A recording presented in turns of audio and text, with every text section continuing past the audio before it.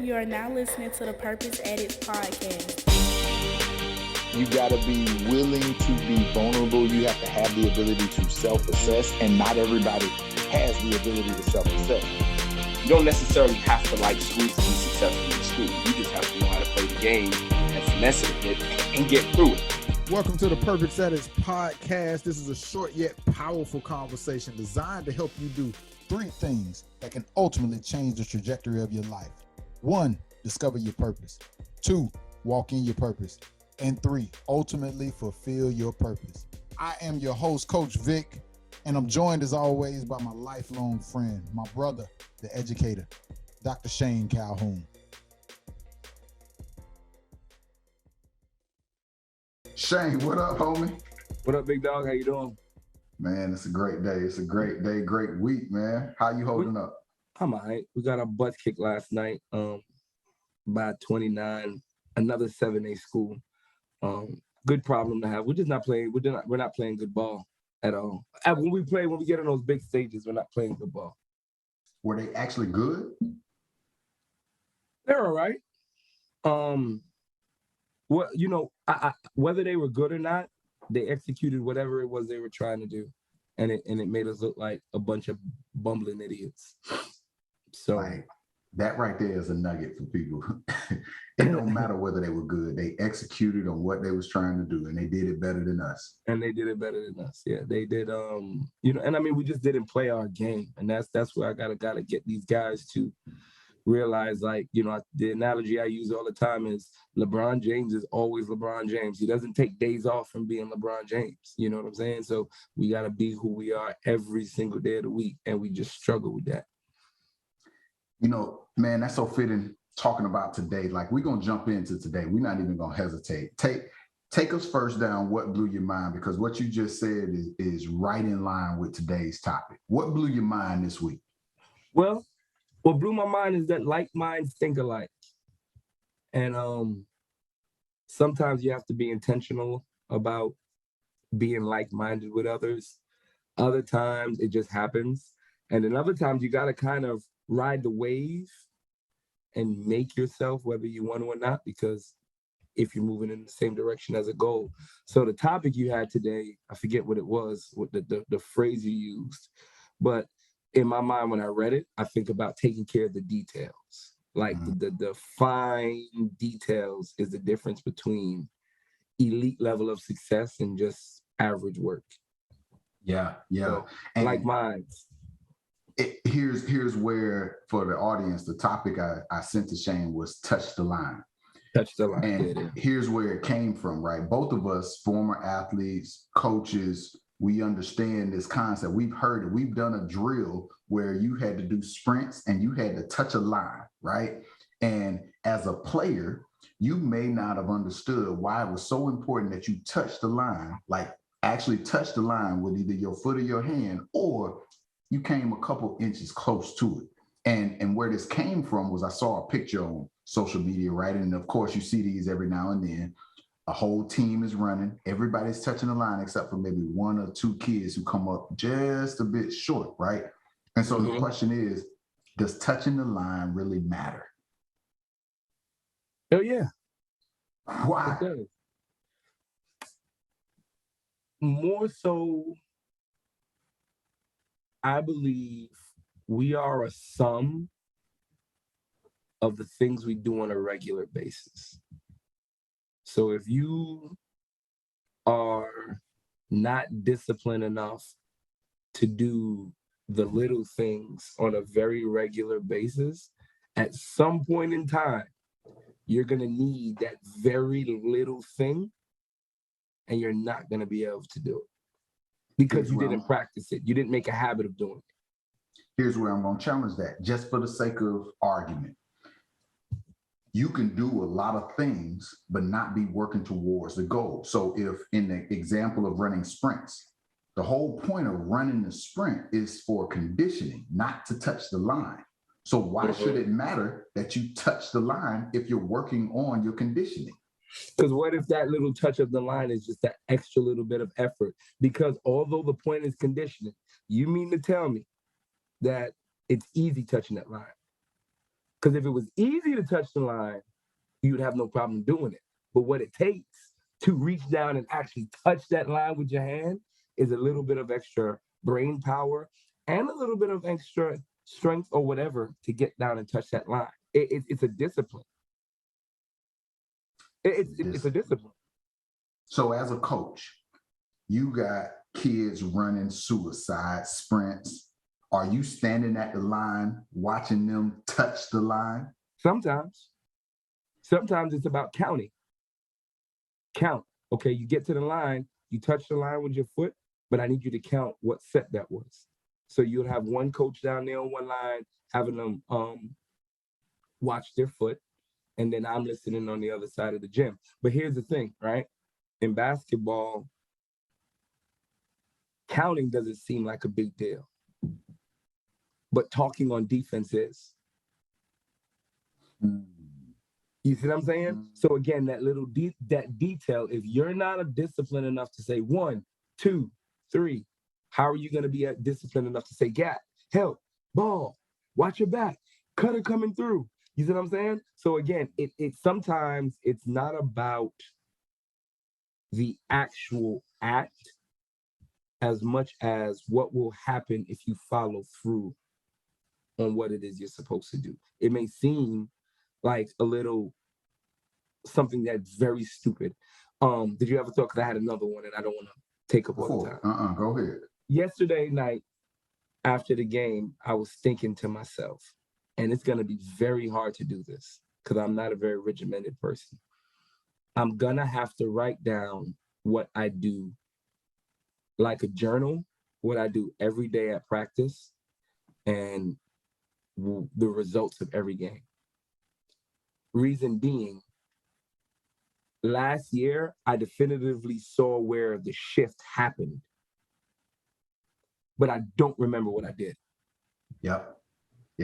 And that's the thought that I had was this: what's the significance of talking during sprints? How does it correlate to future actions and scenarios that you can put yourself in? And let's take it out of the context of sports. Let's talk about real life. We're talking to entrepreneurs. We're talking to leaders. We're talking to people who are the head of their household, right? Yeah. And although the main objective, the goal is to condition yourself and build up your work ethic, what are those little things that you can do to separate yourself from the next? Yeah. What are those little goals, those offsets of the mission that are going to help you to elevate, and where does it show up? And I was looking this up, right? Of course, I started reading the psychology behind touching the line and the significance. And what I came across in terms of research just says touching the line shows that you care. It's a sign of respect. And when you talk about business owners, it's a sign of respect for your customers, your team, your business, and yourself. Yep. Right. And I agree with that. You're right. But right now, there is somebody who's listening to this conversation and they're thinking about that person who didn't touch the line, that they worked out with, or who's not touching the line in the business and how that shows up. So when you think about in the real world, can you think of some examples of people not touching the line? Oh yeah, absolutely. Sending thank you cards after you get a gift, or sending thank you cards in your business, responding to emails,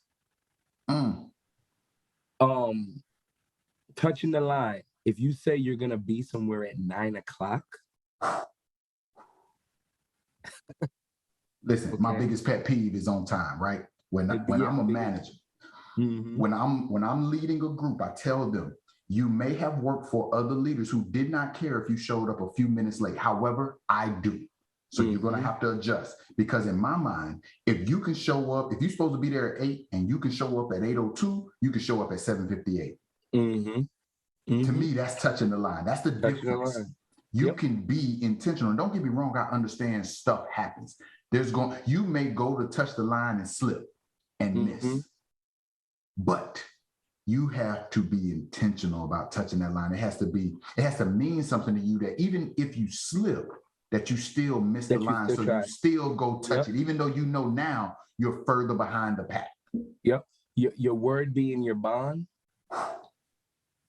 Like if you say you're gonna do something, you no excuses. You find a way to get it done when you say you're gonna get it done. You know what just hit me?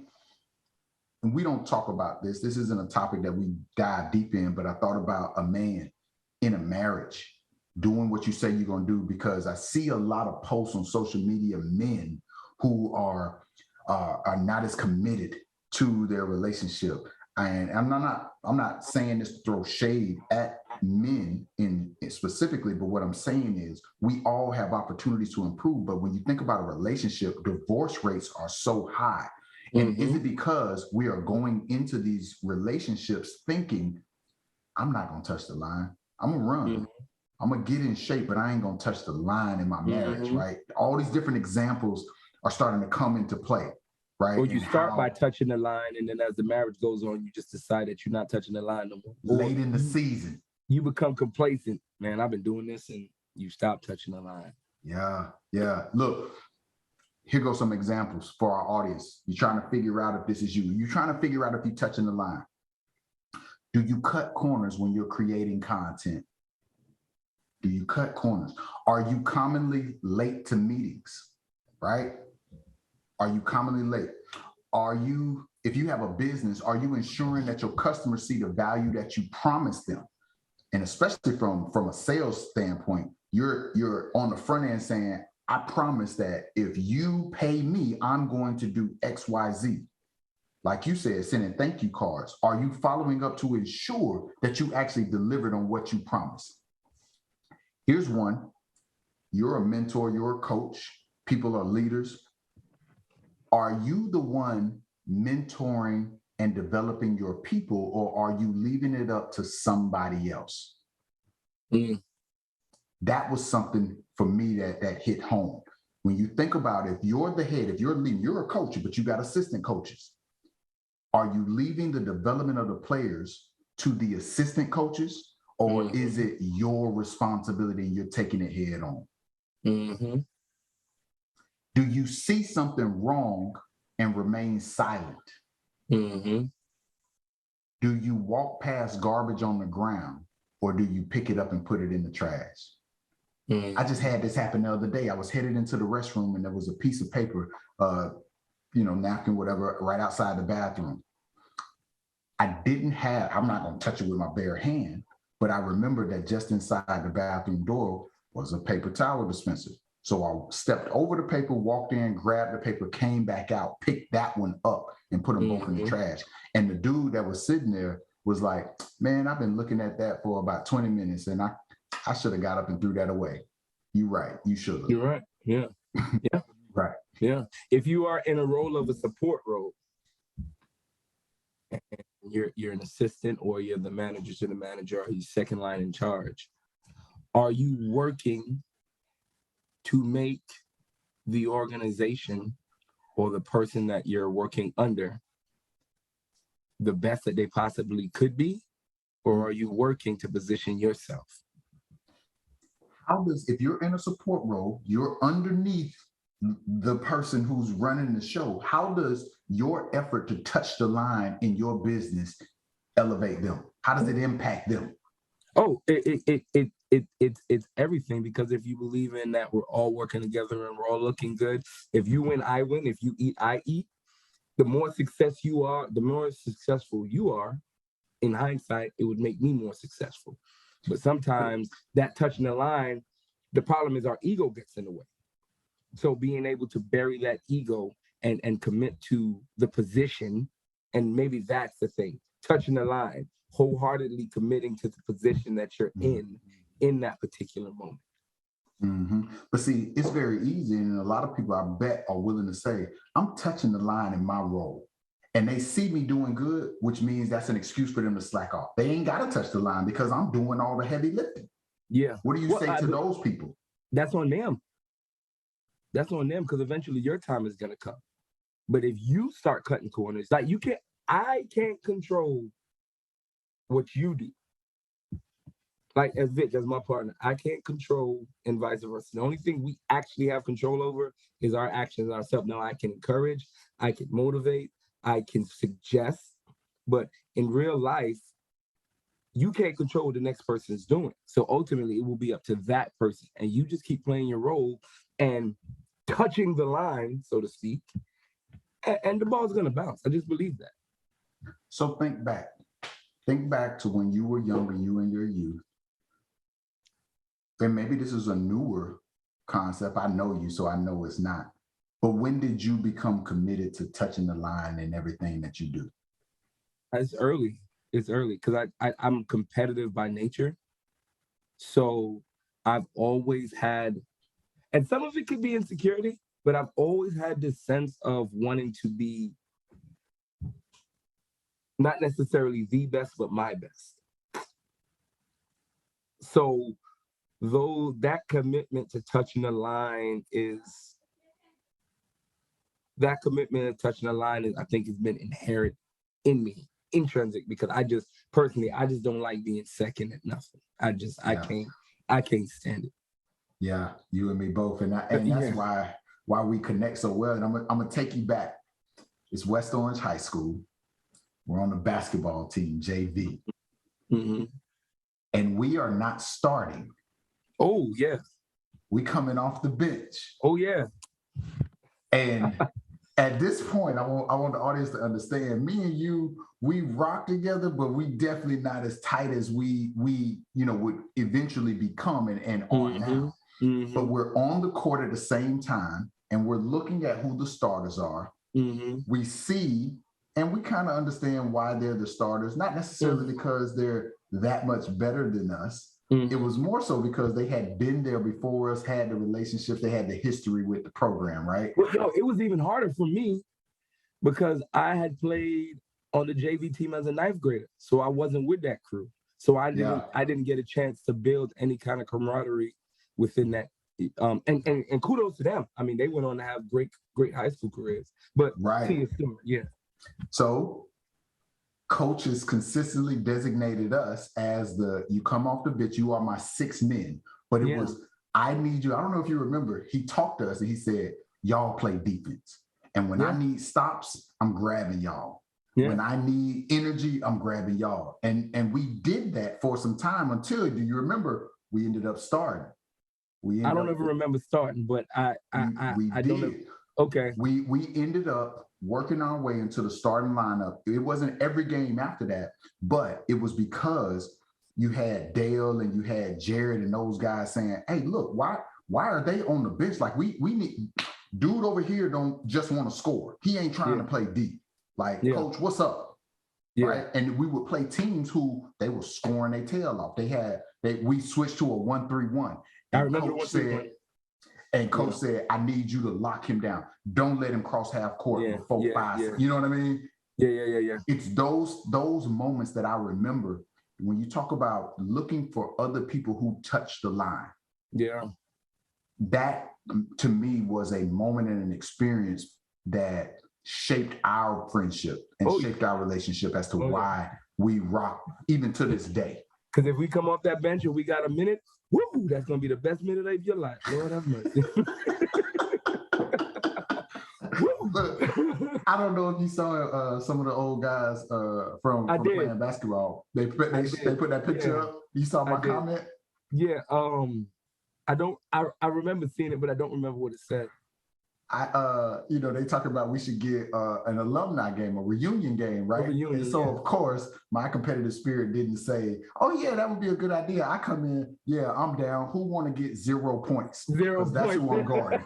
Raise your hand. Who want to get 0 points? I don't care. Yeah. At this age, you still getting 0 points. I saw it. I did see that. But it's stuff like that, right? That I think as human beings, as individuals, we have those moments. And I think that there are parts of our lives where we really did work on touching the line and doing the little things that matter. But we probably all also, especially as life gets busier, have opportunities now to touch the line in some areas of our life. Can you think of at least one area for yourself, just being transparent with our audience, that you feel like I can do a better job of touching the line in this area of my life? Yeah, just execution. Like you, hey, if you have a to-do list or some kind of log where you track your ideas and it's full, I want to tell you a secret. You know why it's full? Because you're probably not doing the stuff on the list. You're doing the to, but not the do. Yeah, you're not. Yeah, You got a yeah, lot of stuff to, but you yeah. you've You done ain't none of doing the the do. do. You know. You're not doing the do. That's the shoulda, woulda, coulda, but didn't. So if you are, That's the title of this episode, by the way, do the do. do the do. So if, yeah. So for me personally, it's just committing to doing the do. Like you got to do, now you got to go do the do. And that's all on fast. Like, yeah, you know, working harder. I've been thinking about this phrase a lot lately. Work harder, work smarter, not harder. But I think it's smart to work hard. Mm. You know what I'm saying? And Yeah. in the midst of being smart and working hard, you also have to just not only work hard, but execute on the things that you're working hard on. Like it makes no Yeah. sense to watch 20 hours of film, but not execute what you've learned from the film. Yeah. Yeah. You know, I'm glad you said that, because I think what I've learned over the years, the working smarter, not harder. When I tried to dial it back just on the surface of that statement, I'm not working as hard. I didn't produce the results. I didn't execute, or I didn't produce them to the quality that they needed to be. So I had to kick up that work ethic. But as they call it, old man strength, old man strength taught me how to be very intentional with my work. I'm going to work hard because I need that dynamic of effort to produce the level that I want to, that elite level. But I'm going to be more targeted and intentional with where I put all of that energy and effort in, so that I'm maximizing my output. Gotcha. You know, for me, believe it or not, and people always are surprised when I tell them this, fitness. Fitness is the area where I need to touch the line better, believe it or not. People look at me and they assume that I work out all the time because I'm fairly still in shape looking. Obviously, they don't know what it looked like under the clothes, but I'm still a somewhat athletic built, middle-aged man. But believe it or not, I'm not consistent in going to work out. And I was just telling my wife this. I say, I had such a history of being committed to exercise and working out because it was connected to this extraordinary goal. And my challenge at this stage in the game is I haven't been able to connect fitness to this extraordinary goal that would require that from me until recently. Recently, I realized the extraordinary goal around fitness is thinking about when I'm 50 and when I'm 60, what kind of shape do I want to be in? Yeah, long-term health. I recently, man, I lost about 16 pounds. Kudos to you, man. I'm under 200 pounds for the first time probably in 5 years. And I will say, I see myself on video and I look jacked. I look lean, and I still got about 10 more to go. And you're right. Although I'm dieting, my weight loss has come from my eating habits. Yeah. So now hopefully, if I'm able to just find time to get in the gym and work a little bit, it'll do. But I just had to brag that I look jacked on film. Man, you do. You don't have that round face. Yeah. So for our audience, I want you to answer this question. Where in your life, where in your business, do you need to commit or recommit to touching the line? I want you to think about that, and I want you to share that with us. Find us on social media, reach out to us and say, Coach, Doc, I'm recommitting or I'm committing to touching the line at this stage of my life. But now, there are people who are wondering, who may have never done this. This has never been a part of their work ethic. And they're like, so how long is it going to take? If I start touching the line, when am I going to start to see results? What should I expect? What would you say to those people? God plant, man grows. Man plants, God grows. I would say to those people, man plants, God grows. You don't control the timeline and you can't control everything. So you're only obligated to do the work.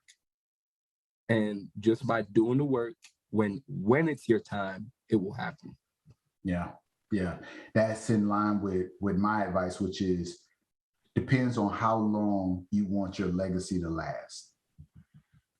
Because to me, touching the line is one of those transferable skill sets that you can pass down to your kids, and they can pass down to their kids, and they can pass down, you know what I'm saying? Like we're talking generations to come of people who are that intentional and they execute with that much precision. Those are the difference makers, and that's going to be the difference maker between how long your legacy lasts and reigns on this earth, right? So for those of you wondering, that's how long it takes. Question is, are you willing to commit for that long? Facts. So let's take this show and bring this training into a close. The quote today, I think, is right in line, right? The quote says, you can only fight the way you practice. You can only fight the way you practice. And I'm going to throw in, you can only fight, you can only prosper, you can only grow, and you can only succeed in life the way you practice. We are a sum of our parts, people. We are a product of our product. Yeah. So you got to figure out what's your product, and then you got to do the things that's going to produce that consistently, right? Yeah. As always, audience, Purpose Addicts, we appreciate you rocking with us, man. This was another dope episode, dope conversation. If you haven't already, like, subscribe, share the show, tell somebody about it, but more importantly, hit us up. Connect with us on social media. You can find us Purpose Addicts, or look for Coach Vic 20 on Instagram, or look for Dr. Shane Calhoun, PhD. As always, live life on purpose. We out.